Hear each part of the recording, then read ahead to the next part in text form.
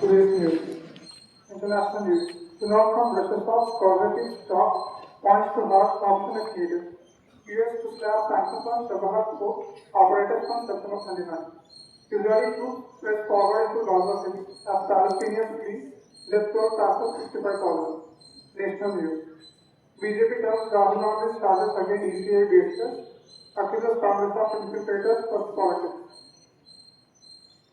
Shukri with Uttarakhand landslide, 606 roads closed in Himachal. Prime Minister Modi to open expanded facilities at Tripura Sundari Temple. State news.